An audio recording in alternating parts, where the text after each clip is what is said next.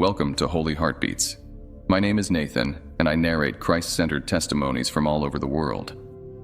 These testimonies include rapture and end-times visions, near-death experiences, encounters with angels and demons, God, Jesus, and even Satan himself. Please consider subscribing to my channel if you are fond of listening to these types of stories, and let me know what you think about these testimonies in the comments section below. Furthermore, for those who want to share their personal testimonies, visions, and revelations from God, you can send us your own stories at holyheartbeat7@gmail.com. I will be very honored to read your testimony, which may inspire, edify, and encourage a lot of people in their personal journey of faith with the Lord Jesus Christ.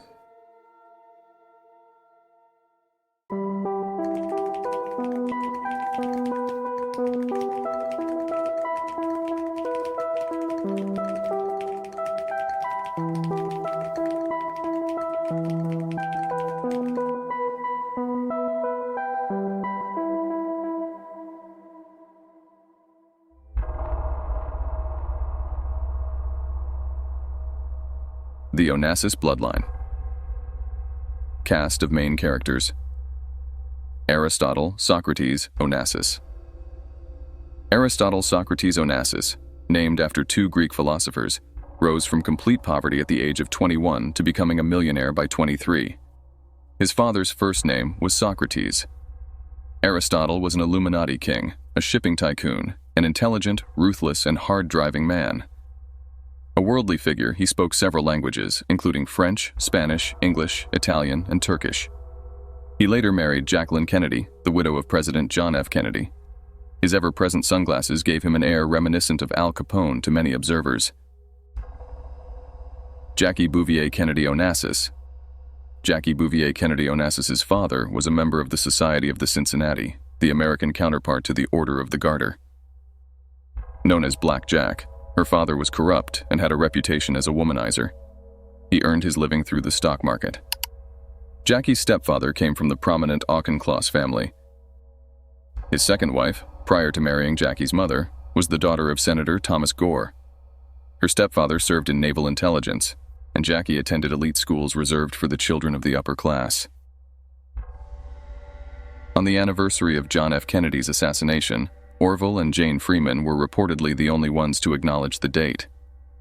On that day, Jackie visited Central Park, where she had a private moment to grieve. Stavros Niarchos. Stavros Niarchos, Aristotle Onassis's brother-in-law and business rival, hailed from a wealthy family in Sparta, Greece. He entered the shipping industry, and during World War II, left Greece to avoid conscription. A close associate of Colgate, Roosevelt, and Bernard Baruch, Niarchos often hosted these figures at his rented estate on Long Island, formerly owned by Harry Hopkins, a key advisor to President Franklin D. Roosevelt. Although wealthy, Niarchos faced challenges avoiding military service, ultimately securing a role as a naval intelligence officer for Greece in Alexandria, Egypt. Much of the information about his wartime exploits, as recorded in reference works from 1969 to 1970, is fictional. Despite their rivalry, Niarchos and Onassis were friends from 1934, though they frequently competed. Both men were regular visitors to the ski resort in St. Moritz, Switzerland. Niarchos was a significant figure within the Bilderberg Group and a billionaire. He married Henry Ford II's daughter, who was 38 years his junior, though their marriage ended quickly in divorce. He also collaborated closely with David Rockefeller. Is the Onassis bloodline still powerful? Aristotle Onassis passed away in 1975, 2 years after the death of his son and heir. The question of whether the Onassis family remains influential persists. One significant clue lies in Stavros Niarchos' role as a Bilderberg leader, an organization whose executive committee aligns with the highest levels of Illuminati hierarchy. However, determining whether the Onassis family remains one of the top 13 satanic bloodlines requires detailed genealogical research to trace the core lineage associated with occult practices. Illuminati connections: Dennis Burnell, a former Grand Master of an OTO lodge who became disillusioned with its Illuminati agenda, provided limited information about the Onassis family's involvement. Although the occult side of their activities remains obscure, there is substantial evidence linking the family to influential Illuminati members and allies. Their associations and business relationships consistently point to connections within this shadowy network. Turkey and the mystery religions. The region now known as Turkey has historically played a pivotal role in the development of mystery religions. The use of drugs to induce religious experiences was highly advanced among various occult fraternal groups in the area. During the medieval era, the assassins, from whom the term hashish originates, controlled parts of Turkey and Lebanon, using drugs to secure the loyalty of their recruits. Turkey has also produced prominent Illuminati figures. For instance, Bu Ahmed represented Turkey at the Masonic Congress of the Grand Orients. This European Freemasonry group also included representatives from the Grand Lodge of Asia. Bu Ahmed played a significant role in shaping the Grand Orient's decisions. The Grand Orient was influential in the United States, particularly in Louisiana, before expanding to other regions. James A. Garfield, a powerful member of the Grand Orient and one of the youngest generals during the Civil War, rose to the U.S. presidency through Masonic influence. However, after serving just 1 year, he was assassinated, reportedly on Illuminati orders. Eyewitnesses claimed Garfield participated in satanic cannibalistic rites aimed at harnessing the spiritual power of the consumed individual. Grand Orient Freemasonry and its connections. The Grand Orient Freemasonry has long been associated with other orders of Freemasonry, including groups known as Rosicrucians. Pope John XXIII, while stationed in Turkey, joined a Rosicrucian organization linked to European Freemasonry. Despite its relatively small numbers, Grand Orient Freemasonry wielded significant influence in Turkey. In May 1863, regular American Freemasonry authorized the establishment of a Masonic lodge in Smyrna, Turkey, although the charters were withdrawn by August 1880. Smyrna was uniquely positioned to attract Freemasonry recruits, making it a focal point for Masonic activity in the region. Prominent figures such as Ahmed Pasha, along with members of the Pasha family, became influential leaders in Freemasonry and the Illuminati. Ahmed Pasha, a Satanist, was notorious for his large harem. Mehmet Talat Pasha, 1872-1921. A Freemason and leader of the Turkish Revolution of 1908, was a central figure in these circles. As head of the Young Turks, Talat Pasha's movement was a collaborative effort between Sufi mystics and Frankist Satanists. He served as the Grand Master of the Grand Orient of Turkey and held the political office of Grand Vizier from 1917 to 1918. Another influential figure, Khedive Ismail Pasha, a Turkish royal overseeing Egypt during its time as part of the Ottoman Empire, served as the Grand Master of the Grand Lodge of Egypt. Khedive Ismail Pasha famously gifted the United States the obelisk known as Cleopatra's Needle, originally erected in Heliopolis around 1500 BCE. Obelisks, symbolic of the phallus, represent regeneration, sun worship, and reverence for the sun god Satan. Masons played key roles in transporting and dedicating this monument when it was installed in New York City. Similar Masonic obelisks can be found in Washington, D.C., Paris, the Vatican, and London. Every morning, the President of the United States can gaze upon the Washington Monument, a Masonic obelisk symbolizing the unseen powers influencing America. Those familiar with ancient Egyptian mystery religions would recognize the anatomical symbolism inherent in its design. If America were ever to return to its foundational spiritual values, destroying such monuments could serve as a symbolic renunciation of abominations condemned in biblical scripture. Illuminati and the Opium Trade. During the 18th and 19th centuries, the Illuminati of Europe, through the British East India Company, wrested control of the opium trade from the Great Moguls. This trade played a significant role in shaping global politics and commerce. The British East India Company was instrumental in the creation of the Fabian Society, furthering the Illuminati's influence. By the 19th century, the Illuminati had established its headquarters in London, enabling figures like John Jacob Astor to engage in opium smuggling operations. Beginning around 1815, Astor's ships transported opium from Smyrna, Turkey to China, alongside other goods such as quicksilver, lead, and iron. The Onassis family emerged as one of the 3 leading merchant families in Smyrna during this period.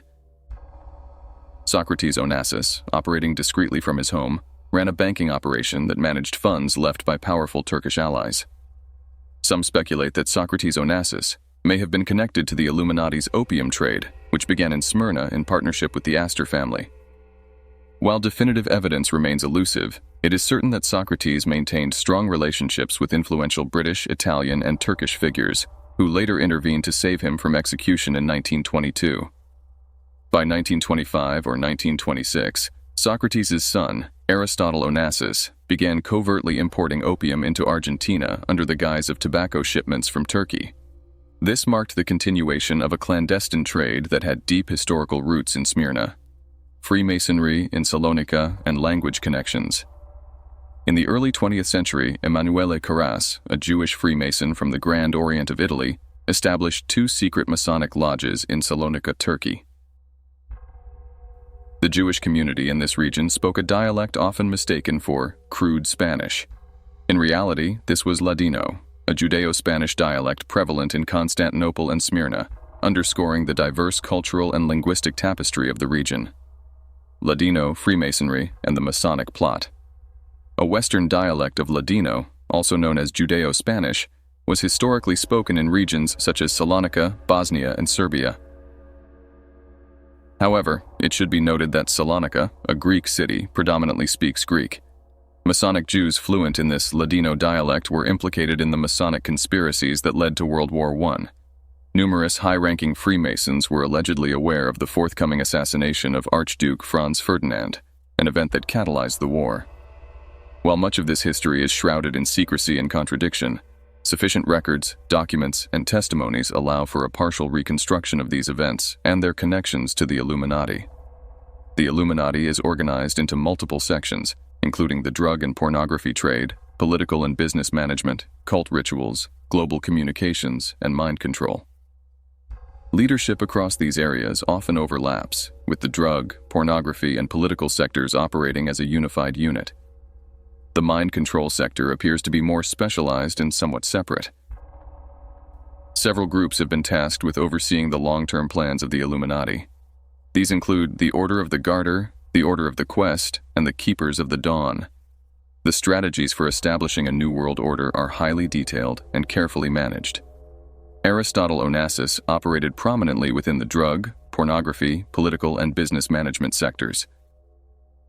While some researchers have claimed that Aristotle was the most powerful man on Earth, his influence stemmed from his position as part of Moriah, the satanic hierarchy believed to control the world.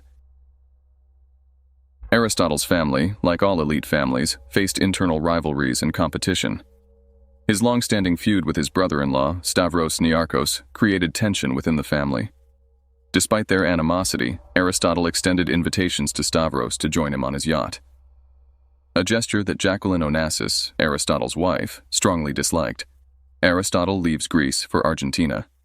Aristotle Onassis's life took a dramatic turn during the Turkish genocide of the Greek population in Turkey. His father had initially planned to send him to Oxford, but the family's circumstances forced Aristotle to leave Greece and relocate to Argentina. He reportedly arrived in Argentina as a stateless and penniless immigrant, though it is plausible he had some contacts to aid in his transition to a foreign country. Initially, Aristotle took a job as a dishwasher at a bar on the corner of Corrientes and Talcahuano in Buenos Aires. By late 1924, he managed to secure employment with the British United River Plate Telephone Company. Argentina, often referred to as the Fifth British Dominion, due to significant British investment, provided fertile ground for Aristotle's ambitions. Aristotle's breakthrough came when Juan Gawana, the head of a prominent Argentine cigarette company, placed an order for tobacco through Aristotle, who sourced it from his father in Greece. This tobacco trade served as a cover for Aristotle's opium smuggling operation. Within 2 years, he ventured into cigarette manufacturing. However, his business practices were controversial. He unlawfully adopted the name of a famous Argentine cigarette brand, BIS, for his products. The rightful owner sued Aristotle and won, forcing him to abandon the venture. Despite these setbacks, Aristotle's smuggling operations proved highly lucrative. While biographies often attribute his early wealth to cigarette manufacturing, they simultaneously acknowledge that the venture was unprofitable. The real source of his fortune was his involvement in the drug trade. By age 23, just 2 years after arriving in Argentina, Aristotle had reportedly amassed his first $1 million, transforming his life from poverty to wealth in a remarkably short span. A dramatic transformation. Aristotle Onassis' lifestyle underwent a remarkable transformation as he rapidly climbed the social and financial ladder. Many attribute his wealth to hard work and long hours, but such an explanation is overly simplistic. Countless industrious and creative individuals work tirelessly without experiencing a meteoric rise like Onassis's. His success cannot be explained merely by his employment at a phone company or his involvement in the tobacco trade. Aristotle's influential network. Aristotle Onassis cultivated relationships with some of the most powerful and influential figures of his time. Given his immense wealth, it is unsurprising that he associated with elites. However, the nature of his connections with Illuminati-affiliated individuals underscores his position within the Maria hierarchy. A glimpse into his social interactions is provided in the book Onassis. The Christina's cruises always produced items which no alert gossip columnist could miss. Onassis dropping in on Prince Alfonso Hohenlohe's Marbella Club in southern Spain and lunching with Baron and Baroness Guy de Rothschild, amidst rumors that it was Rothschild money that had supplanted his own in Monte Carlo, was obviously a noteworthy social incident. During World War II, Onassis was a frequent guest of Spiros Skouras, a Hollywood mogul, at Skouras' estate in Mamaroneck, New York. Among his other influential acquaintances were Juan and Evita Perón of Argentina, a couple notorious for their Nazi affiliations and involvement in satanic activities. Onassis maintained a romantic relationship with Evita, a platinum blonde who symbolized the glamour of the Perón regime. The Perón's network extended to figures such as Joseph Mengele, the infamous Nazi doctor, Dr. Fritz Thyssen, and Otto Skorzeny, Hitler's commando. Onassis' connections to former Nazis endured throughout his life. For example, he employed Hjalmar Schacht, the president of Hitler's Reichsbank, to assist in the construction of tankers at his German shipyards after the war. Onassis and the hidden hand of power. To understand Onassis' world, one must acknowledge the influence of Satanism as a driving force behind the Nazis and their activities. The interconnectedness of elite power structures is exemplified by figures such as John Foster Dulles. Dulles, who played a key role in crafting the harsh terms of the Treaty of Versailles, devastated Germany economically after World War I. Yet this same man later assured Hitler of elite financial support for his ascent to power. This paradox only makes sense when one recognizes the broader conspiracy, a calculated effort by the global elite to guide humanity toward a new world order, often at the cost of entire nations. Onassis also shared a close bond with Winston Churchill, another member of the elite Freemason lineage that has long influenced global affairs. Churchill confided in Onassis during World War II, telling him that Joseph Stalin was the only person he could truly trust. This revelation starkly contrasts with the portrayal of events in traditional history books. Churchill spent significant time aboard Onassis' yacht, Christina, where he also interacted with Onassis' mutual associate, Bernard Baruch. Through his relationships with figures like Churchill, Stalin, and the Perons, Onassis demonstrated not only his vast influence, but also his deep entanglement in the machinations of global power. Bernard Baruch and Winston Churchill. It was Bernard Baruch who persuaded Winston Churchill to join the Illuminati conspiracy. In 1929, Baruch invited Churchill to New York, where he demonstrated the Illuminati's power by orchestrating the collapse of the stock market. This demonstration was enough to convince Churchill to align with the secretive organization. Aristotle Onassis had connections to other Illuminati figures, including Joseph Kennedy and Peter Grace, both members of the elite Illuminati bloodlines. Gianni Agnelli, another influential Illuminati figure, was a frequent guest on Onassis' yacht, Christina, during its stays along the Riviera. Years before John F. Kennedy became president, Onassis hosted both JFK and Winston Churchill on his yacht simultaneously, showcasing the caliber of his connections. In 1928, the Illuminati leaders controlling the world's major oil companies convened at Achnacarry Castle to establish the Achnacarry Agreement. This pact effectively divided the global oil market into an international cartel. Understanding that the world's oil resources were monopolized by the Illuminati as early as 1928 provides insight into Aristotle Onassis' pivotal role. As the mastermind behind the largest oil tankers, Onassis played an integral part in this monopoly. By the 1950s, he had acquired 17 new tankers in a single year, further consolidating his influence. Evidence of the conspiracy. One of the clearest indicators of this global conspiracy is an executive order signed by Franklin D. Roosevelt shortly after the bombing of Pearl Harbor. This amendment to the Trading with the Enemy Act legalized trade with enemy nations if approved by the Secretary of the Treasury, then Hans Morgenthau. Morgenthau, a puppet of the conspiracy, readily granted such permissions. This allowed top Illuminati members to continue their dealings with Nazi Germany, quietly profiting and prolonging the war.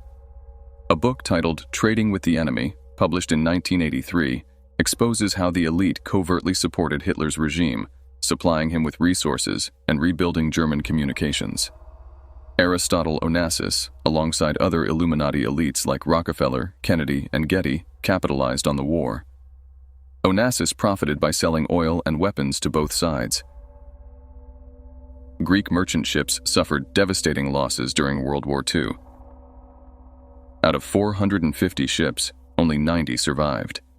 Yet, not a single ship in Onassis's fleet was sunk, despite operating in war zones. This anomaly indicates collusion at the highest levels, ensuring Onassis's immunity from both Allied and Axis attacks. The downfall of Howard Hughes, a self-made millionaire and genius, was not part of the Illuminati system, making him a target for destruction. Even prominent figures like Hughes and the Hunt brothers faced the wrath of the Illuminati if they refused to conform. While Hughes was not a virtuous man, having made questionable political deals, including a $250,000 loan to Richard Nixon's brother Donald in 1956, his refusal to join the Illuminati sealed his fate. Aristotle Onassis infiltrated Hughes's organization, planting operatives like Chester Davis, who covertly followed Onassis's orders despite working for Hughes. By 1955, Hughes had employed two doubles, L. Wayne Rector and Brooks Randy, to protect himself. In March 1957, Onassis's agents, assisted by disloyal members of Hughes's own staff, captured Hughes at the Beverly Hills Hotel. Hughes was severely injured during the kidnapping and was reportedly taken to the Emerald Isle Hotel in the Bahamas, where the top floor was rented for a so-called Hughes party. For a month, Hughes was injected with heroin before being secretly transported to a cell on Onassis's private island, Scorpios. The manipulation of Howard Hughes's doubles, initially employed to protect him, were repurposed by Aristotle Onassis after Hughes's abduction. One double took on the persona of Hughes, while the other acted as his public double. Onassis used sophisticated technology, including computer programs capable of replicating Hughes's signature. This program gained public attention when an article in the Los Angeles Times detailed its capabilities in 1971. The so-called Mormon Mafia, which was ostensibly tasked with guarding Hughes, actually served Onassis, controlling Hughes's empire to further Illuminati interests. This explains the dramatic policy shifts within Hughes's enterprises.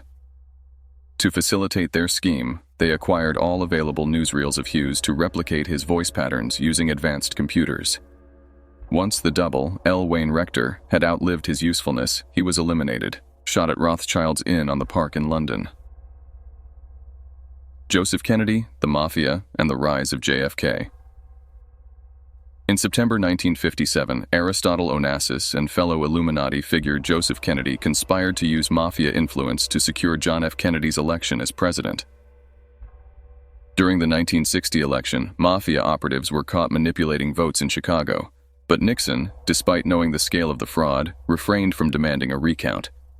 He was assured his turn as president would come later. An unofficial recount of paper ballots in Cook County revealed enough fraudulent votes to alter the outcome in Illinois, and consequently, the entire election. However, figures like Sam Giancana and Mayor Richard Daley ensured no official recount occurred. In 1961, after Joseph Kennedy suffered a debilitating stroke, John and Robert Kennedy felt emboldened to act independently. They sought to dismantle the Illuminati's grip on power, leveraging their popularity and insider knowledge. Unlike their older brother Joe Jr., who had been groomed by the Illuminati, John and Robert lacked the indoctrination required to maintain loyalty to the conspiracy. Joseph Kennedy's decision to replace Joe Jr. with John, whom he believed would be a compliant Illuminati president, proved a miscalculation. John's youthful vigor, popularity, and independent mindset made him a potential disruptor. The struggles of John F. Kennedy's presidency was marked by actions that contradicted Illuminati objectives. Conservatives who revere figures like Nixon and Reagan may not realize that JFK implemented more genuinely conservative policies during his presidency. Unlike Nixon, Kennedy did not recognize Communist China, nor did he, like Reagan, triple the national debt. Kennedy's refusal to act as a puppet for the CIA placed him in direct conflict with the agency. The failed Bay of Pigs invasion exemplifies this tension. The CIA deliberately sabotaged the operation by withholding air support, ensuring its failure. The blame was skillfully shifted onto Kennedy, bolstered by subtle shifts in media narratives orchestrated by the elite. Eliminating allies and the fall of the Kennedys. Two of Kennedy's allies who might have aided him in combating the Illuminati were eliminated before his assassination. Senator Estes Kefauver, whose crime commission uncovered a 1932 deal between Illuminati and mafia figures, died of a poison-induced heart attack on August 8, 1963. Suspicion fell on his subordinate, Bernard Fensterwald, a known CIA assassin. Another ally, Philip Graham, was the editor of the Washington Post and a potential whistleblower. His wife, Catherine Meyer Graham, an active participant in Illuminati conspiracies, arranged for psychiatrists to declare him insane. Confined to a mental institution, Graham was later found dead at home, the victim of a staged suicide by shotgun. Bobby Kennedy suspected the true culprits behind his brother's assassination and wrote an unpublished book titled The Enemy Within. However, he too was assassinated, preventing the release of his revelations. The conspiracy against John F. Kennedy was widespread, involving numerous establishment figures, including George H.W. Bush. The Illuminati and its British roots.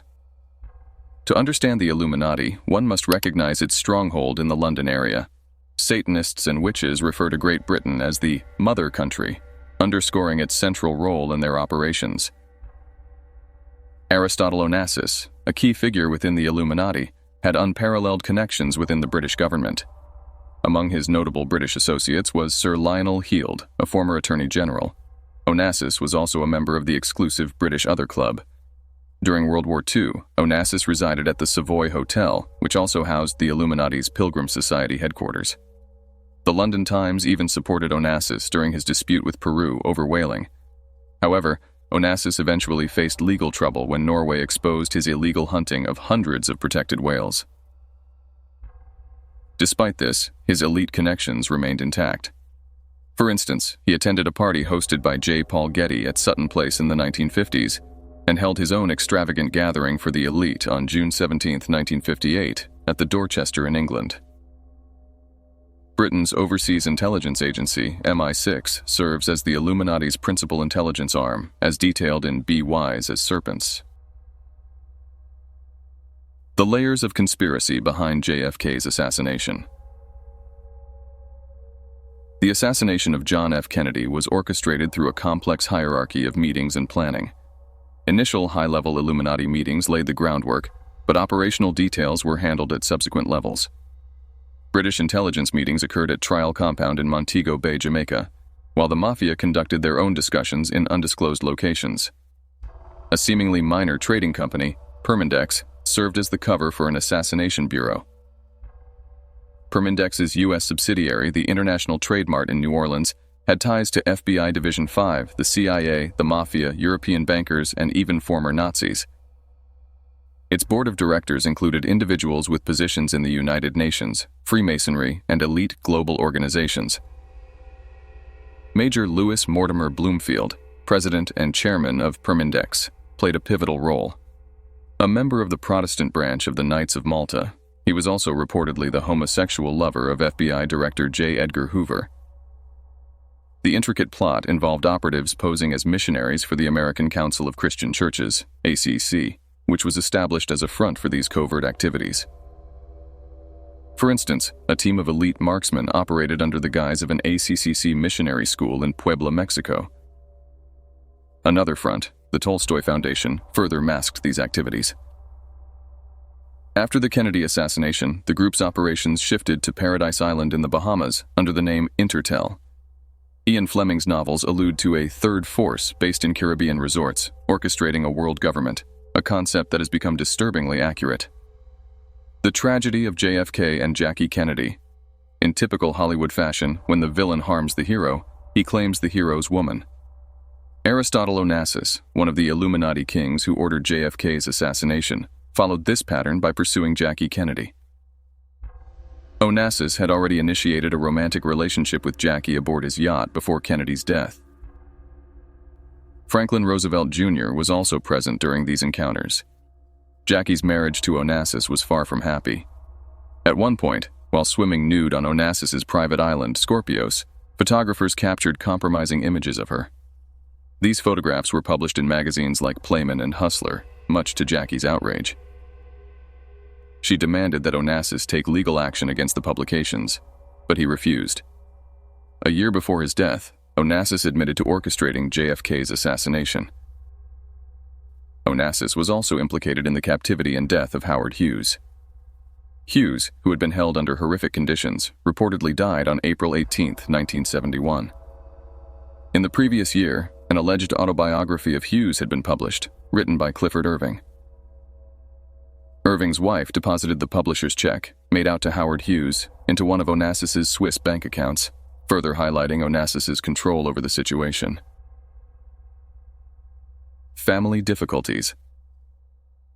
Aristotle Onassis's second wife, Athena Mary Onassis, commonly known as Tina, spoke candidly about the failure of their marriage when she filed for divorce due to his infidelity. She stated, "It is almost 13 years since Mr. Onassis and I were married in New York City. Since then, he has become one of the world's richest men, but his wealth has not brought me happiness with him, nor, as the world knows, has it brought him happiness with me." After divorcing Onassis, Tina soon married the Marquess of Blandford, a relative of Winston Churchill. However, their union also ended in divorce. She later married her former brother-in-law, Stavros Niarchos, in May 1971. This relationship too ended in tragedy, as she left him after he allegedly killed her sister. Eugenia's death. Eugenia, Ari Onassis's sister-in-law, reportedly died from an overdose of sleeping pills. However, the official account raises significant doubts.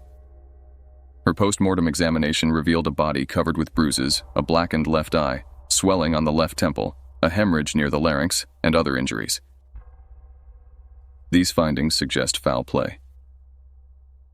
It is crucial not to accept the Illuminati's narrative that seeks to obscure the truth and lull the public into complacency about their actions. The Uvanos family legacy. The Uvanos family holds historical significance, as both Aristotle Onassis and Stavros Niarchos married women from this lineage. The Uvanos family hailed from the Turkish island of Chios, a place renowned for its unique mastic trees. These trees produced a resin used to make an early form of chewing gum, from which the word masticate originates. Chios was once the private property of the Ottoman Sultan, who maintained his harem there. The island enjoyed special royal privileges, fostering a culture of indulgence characterized by booze and broads. Among the prominent families on Chios, the Uvanos family was a leading name, deeply rooted in the island's history and its distinctive traditions.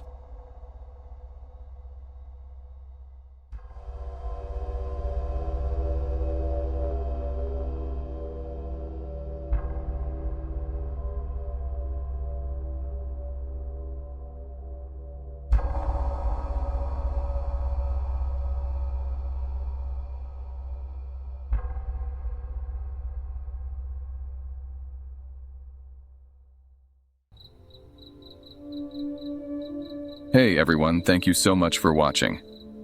Stay safe and I'll see you in our next video.